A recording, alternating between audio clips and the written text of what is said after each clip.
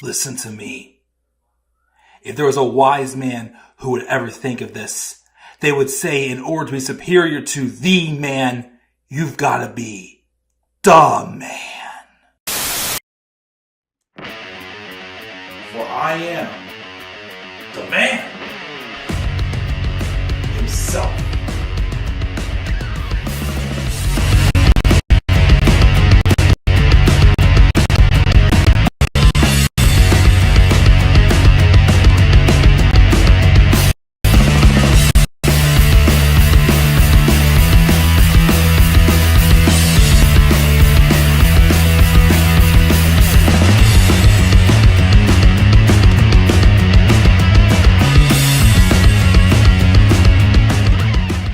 Ladies and gentlemen, boys and girls, how you guys all doing on this Sunday evening?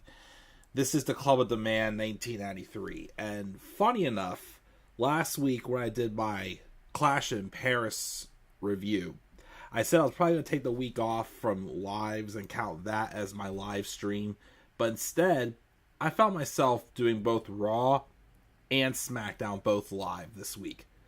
Because I thought they were pretty darn good shows. Wrestlepalooza is shaped up to be a pretty good show. I don't know now, like I said, they're going head-to-head with AEW. Well, they were, until AEW decided to change the time of All Out on the 20th of September. But they did right on this episode of SmackDown this week. And I felt like I had to go live and talk about it. So that's what I'm here to do. I apologize if I sound a little bit off. I am dealing with a little bit of some allergies right now, so I do sound a bit off. I did play 2 softball games today, semifinals and championship. Unfortunately, we lost in the championship, but it was cool because I never got that far in this league, and I played in this league in 8 years.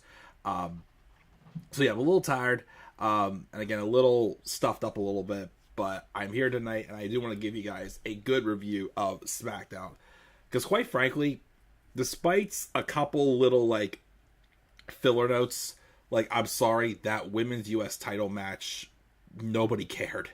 Unfortunately, nobody absolutely cared, because they wanted that closing segment so bad. Literally, the hype for this show was compared to CM Punk's return to wrestling on that episode of Rampage back in 2021. Basically, if you were going to give us AJ Lee on this episode of SmackDown, the fans were not going to be happy. And WWE, to their credit, did not overcomplicate it. They just went right to it. They didn't poke around. They didn't pull our strings too much. They just went right to it. And I appreciate them for doing that. And the moment of AJ's return was amazing. Now, I considered this past Friday doing a live reaction stream to the entire episode of SmackDown. Because I wanted to record my reaction for AJ's return. As I was, the last time I was going to get my hopes up about AJ Lee getting her return. They were really teasing it this time. But then I ended up being the one to try to put my son to sleep. And obviously I couldn't get too loud because I couldn't wake him up or my wife would not be happy. So I didn't do a live reaction in the end. But when it happened in the most silent way possible, I was like, yeah. And tell you what, AJ looked like she didn't lose a step at all whatsoever. She literally just walked back out there, looked like she didn't age, and just got right back into the crazy psycho character that we all loved 10 years ago. And, we still do. She was welcomed back in open arms. You can always come back home, as Triple H says. But we're going to get right into it and talk about how this episode of SmackDown was definitely one of the best episodes of SmackDown we've seen in a long time. Again, a couple of little nitpicks on a few of the other things, but everything else that we are here to see with CM Punk and AJ Lee and Seth and Becky and John Cena and Brock Lesnar making their appearance there as well.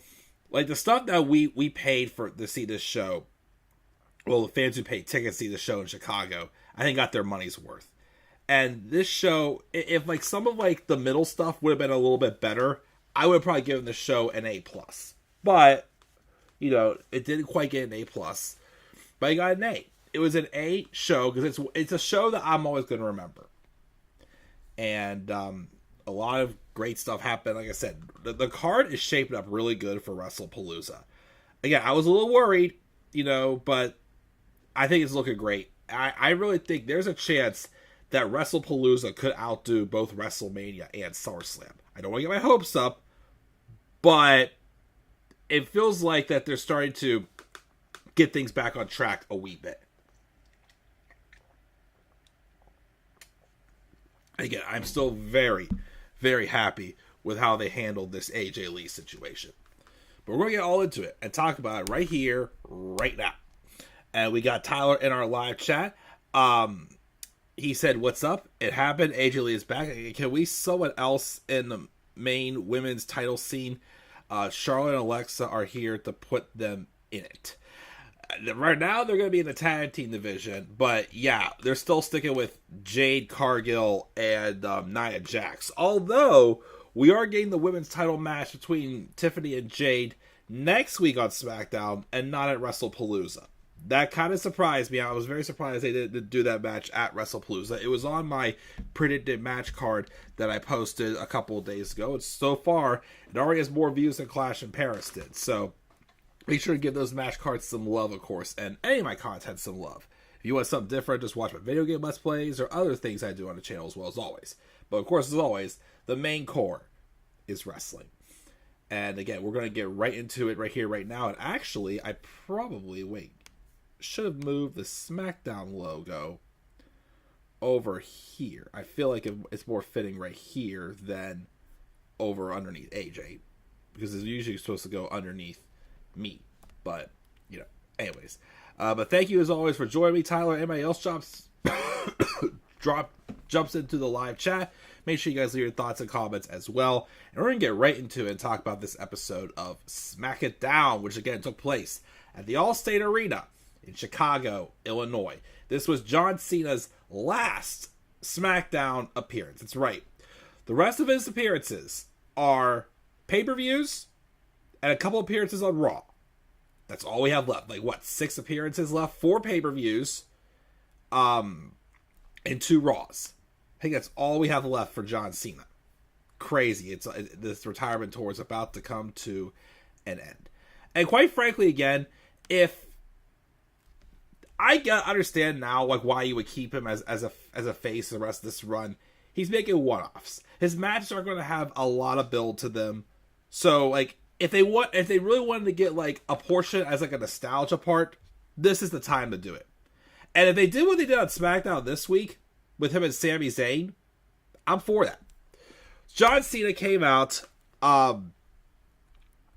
and he gets in the ring and talks about giving us everything he's had night in this ring and comeback tour, but tonight he's going to have fun. He's going to take it all in. Talk about his mixed reaction over the years and how Chicago is special. We're in for an exciting night, and this is his last Chicago date and his last SmackDown, and he sees it as a beautiful moment. Cena remained very, heartfelt, just poured his heart out. He said 23 years ago, in this city, on this show, he walked down the ramp in his skimpy light tights and slapped Kurt Angle in the face and got on this crazy ride that's lasted over 2 decades. Not gonna lie, I was kind of hoping Kurt would have showed up again, they would have reenacted it, but obviously not gonna happen. He's fought Triple H at WrestleMania here. He also had to unite his Open Challenge matches. And he also lost to CM Punk, saw his title belt end up in Punk's fridge in this building. People talk about the greatest crowds for WWE is backstage is a regular argument. But in his mind, there's no dispute. They let him start here. They kept him honest, made sure he gave his all, let him experience failure and humility. He stops to let a thank you Cena chant ring out. And for the last time, when he really needed it most, they let him experience joy. That's the Chicago way. He doesn't have any words. He thanks the crowd for a beautiful run and bids them to enjoy the show. But Cena wasn't done yet. Because Sami Zayn, the new United States Champions music hit. Now, here's the thing also. Sami came out, but Sami got booed. Yes, Sami Zayn got booed. Pretty bad. Again, not sure if it's just because we're in Chicago or because if it's John Cena. But there, again, is some concern. Like I keep saying, I don't like that Sami Zayn is doing a lot of winning. Again, I like the idea of getting Sami Zayn to the world title. But again, Sami Zayn's most interesting trait to a successful title victory is him playing the underdog. And I feel like, especially putting the U.S. title on him, it feels like they're taking that away from him. And fans are starting to turn on him, which is not good. So hopefully this is just a one-time thing as of being Chicago and being Cena. But we'll have to keep that in mind if they keep booing him. Might have to go a different route with this. But anyways, Sami comes out, and he wanted to come out here and tell John that it wouldn't feel wrong to come out here and not look him in the eyes on his last night of SmackDown and not thank him on behalf of everybody in the back for everything he's done. And more specifically, everything John did for him. He knows he's having a full circle moment. But for him, Sami made his debut against John Cena on the main roster in a U.S. Championship Open Challenge match, which Sami got hurt in that match. And now, he's standing here as the United States Champion. He thinks of the Cena U.S. Open Challenge and what it's done not just for him, but so many wrestlers, and he wants to pay it forward with dignity and honor with his permission to introduce the Sami Zayn U.S. Title Open Challenge. Cena thinks that's a great idea, and he goes to leave. But Sami Zayn goes, no, not so fast here, John. 10 years ago, he barely had one foot in the door when John gave him his opportunity. And now Cena has 1 foot out the door. But if tonight is the last chance he ever gets to share a ring with him, it would be his honor to pay him back and give him a U.S. title match tonight. And John Cena accepts. Running it back 10 years ago with John Cena and Sami Zayn's U.S. Open Challenge. Oh, I still remember that match. They had, again, Sami lost. He hurt his shoulder in that match, but it was an excellent match. And this match was great as well, too. The only gripe I think myself and other people have about this match is that there was like 3 commercial breaks. If you took away the commercial breaks, this is probably be a match of your candidate. Again, my big worry about John Cena going babyface again was that he was going to have to get dumbed down. Well, was that other people were going to have to dumb down to make it look believable if John would win or would be able to hang with them. And honestly, that's not been the case. Again, he looked great in this match with Logan Paul recently. Him and Cody had that outstanding match at SummerSlam. So I'm not too worried about Cena's final matches. I think he's going to be able to still put on solid showings the rest of the way. Strong showings as well.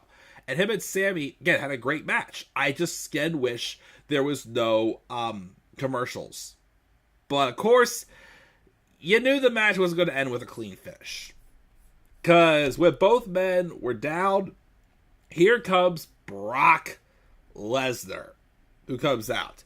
He pulls out the referee, he hits Sami with an F5, and then he targets Cena and hits, I think, a couple F5s on him. And then the match goes to a no contest. And then after the commercial, we see Brock backstage and say he'll see Cena at Wrestlepalooza. And he called him a bitch. So Brock is supposed to be live on SmackDown next Friday. I'm really hoping we get some explanation as to why Brock Lesnar is attacking John Cena. Because when that happened, I kind of got reminders of like, yeah, remember when Brock feuded with Cody a couple years ago? And we literally got absolutely no explanation as to why Brock targeted him. Yeah, that's my worries here. Like, I'm not going to lie again. I mean, I'm a little interested in knowing that Cena can still put on a good match. So I don't know like how him and Brock will do at Wrestlepalooza, which is probably going to main event the show. But again, I just don't want it to be a thing where Brock just attacks Cena just because. Just like what happened with Cody. Get it a little interesting. So we'll see what Brock says on SmackDown next week. So that, of course, ends Cena's SmackDown tenure. No more SmackDown appearances. Afterwards, we have Nick Aldis talking to Carmelo Hayes, which he's trying to get himself an opportunity for the U.S. title. But then, of course, Miz interrupts and mentions about focusing on getting them a tag title match against the Wyatt Six, which obviously Carmelo Hayes was bothered by him doing that, and he was Miz let him speak for himself. Which, again, has still been some of the best stuff about SmackDown for sure. This is Melo Don't Miz stuff. But so to see where this goes. We'll see. Again, eventually this is going to lead to Carmelo Hayes turning face. And probably getting the run he's been meant to have on the main roster. We also get a shot of, we've been told that CM Punk was going to be here, but then we do get a shot of Becky Lynch arriving as well. Uh-oh. Aleister Black cuts a quick and cryptic promo, basically how, he's basically being a heel because he thought things would have changed when he came back, but they haven't, this, and that. And then Damian Priest and Aleister Black have a match. The match was good. Aleister Black got the win with kind of like, a slight referee distraction on Damian Priest, which is fine. But does anybody feel like they're forcing Aleister Black to be a heel? Because to me, he still feels like a cool badass. But again, stuff with him, kind of cowering away from Damian a couple times, kind of bothered me a little bit. And again, it just if it doesn't feel like he should be a heel. You can make him a badass, but he doesn't have to be a full-on heel. But he does get the victory. I thought the finish was kind of creative with him, kind of getting a referee in there to distract a little bit. But right person won. But I just think they shouldn't be forcing this heel run from Aleister Black too much. But we'll see where this goes here. But Aleister does get the win. Then we have Tiffany Stratton being interviewed backstage, who says Jade Cargill says a lot of things, but all her talk ends next week when they have the match, and she won't have to worry about her foot being on the ropes because Tiffany's foot is going to be stuck right up her eye of the storm. Instead of saying her rear, it said her eye of the storm. Nia rolls up on Jade backstage and tells her she doesn't deserve to be number one contender, which Nia's had many opportunities, so why would she get another one? Jade says Nia can get a shot when she wins a title from Blow Up Barbie, but for now, she best get out of her way. Again, I still wish they would just do something different with this women's title scene on SmackDown. Yeah, we keep getting Jade and we keep getting Nia. Something different, please? Who knows? Backstage, then later on, we had Nick Aldis running to Becky Lynch, who says he wasn't expecting to see her tonight. And she said she invited herself, and he says he needs her to not cause any issues with CM Punk being in the building. And she says she never causes any issues and walks off giggling, of course. Yeah, doesn't cause issues. Then we have Giulia and Mia Yim. I am sorry, but nobody gave a crap about this match. I'm sorry. I mean, not just the fact that this was kind of like a buffer match for, the main events segment where people wanted to see that for sure. But again, this women's U.S. title, since it's come off of Chelsea Green, has been so irrelevant. And again, Giulia is an excellent talent, but she just feels like an afterthought with that championship. Again, this is a thing where they might just have too many titles. And although Becky Lynch is doing great as the women's Intercontinental Champion, again, that feels more prestige than the women's world titles. So, I don't know. Giulia does get the victory, and, we're just going to move on from there. We also have some backstage segment where Charlotte is not being cleared to wrestle from her leg injury the other week by Alexa Bliss and Lily, whatever that stuff is. So that happens there.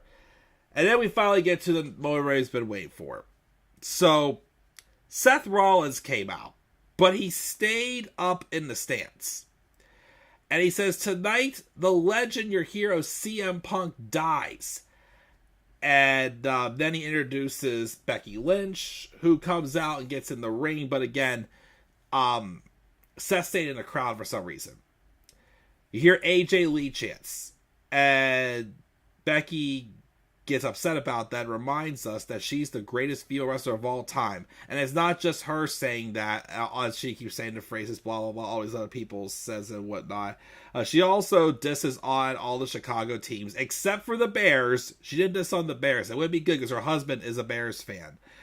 We all know that for sure. Although when they lose, he hates football, which is hilarious.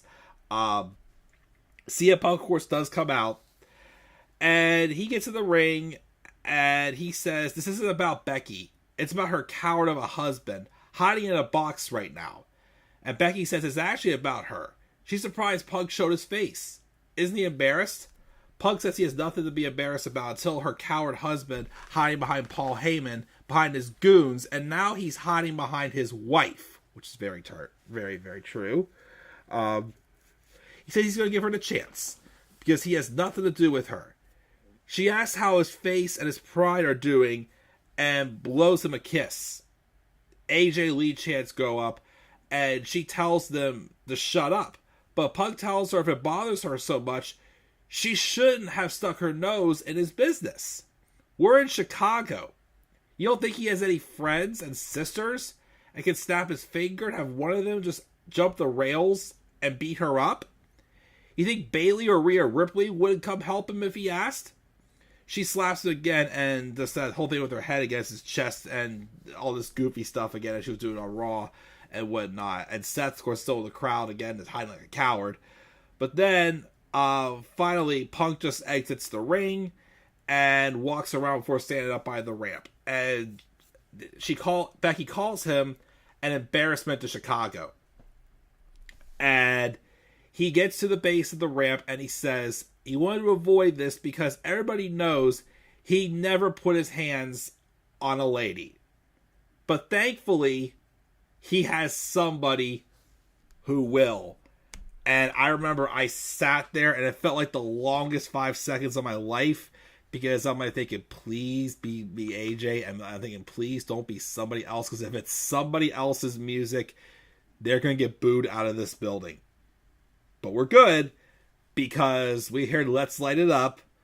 And like I said before, I couldn't be loud because my son was sleeping.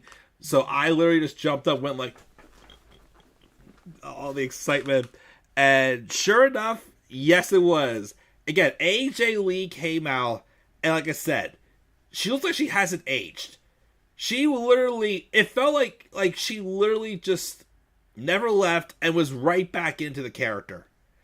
The crowd, again, went crazy. Becky sold it, shocked. Seth was in the crowd like, no! Like, he was in disbelief, which I heard apparently Seth and AJ were really good friends before AJ left before, so Seth was looking forward to seeing her again, apparently. But yeah, she came out.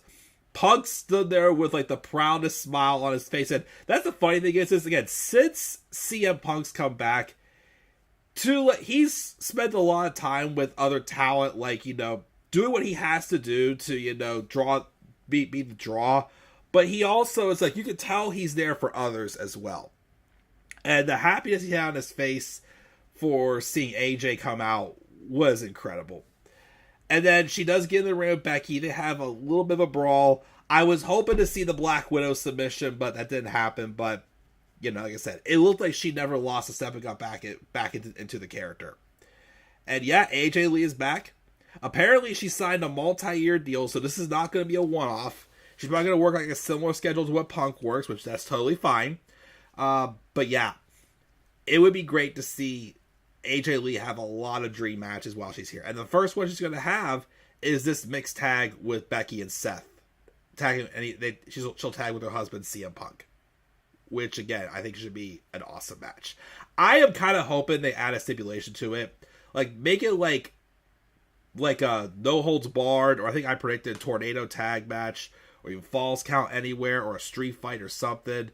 But I think I think the matches they're setting up for WrestlePalooza are really good. One or two of them have to have a stipulation, though, in my opinion. And I feel like this, personally, is one that is very personal, and it should have a little more meat on it. But, again, I'm glad to see AJ back. I personally like to see, here's what I'm going to predict. If AJ's going to be on Raw, what if they did, I think I'm still going to predict Stephanie Vaquer winning the women's world title at Wrestlepalooza. Have her hold the title till Rumble. Have AJ win the title at Rumble. And have Roxanne Perez win the Rumble. Have her and AJ fight at WrestleMania. That's a dream match for Roxanne Perez. And it would be incredible for sure. And a great way to give Roxanne Perez a crowning moment as well. That's a long-term plan. I'm going to say that again. I think Roxanne Perez is currently my pick to win the Women's Rumble. And I hope she goes and fight AJ Lee for the Women's Championship after Stephanie Vaquer gets a run with it. But yeah, so many matches you can do with AJ being back. And I'm pretty sure at some point we will get her and Becky one-on-one as well, which will be absolutely great. So, again, I'm happy to see AJ back. It was a great show. And again, I gave the show an A. Again, very, very great show. And again, WWE did the right thing. They did the right thing, didn't overproduce this AJ stuff. And again, they didn't poke around and tease us or whatever. They just, threw hints. And they struck right when they needed to.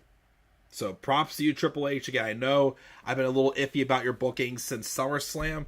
But again, you got it right. Great job. Again, SmackDown got an A for me this week. So I want to hear your guys' thoughts as well in the live chat. I'm going to check the live chat, then I'm going to get out of here and get some rest, because I do need it.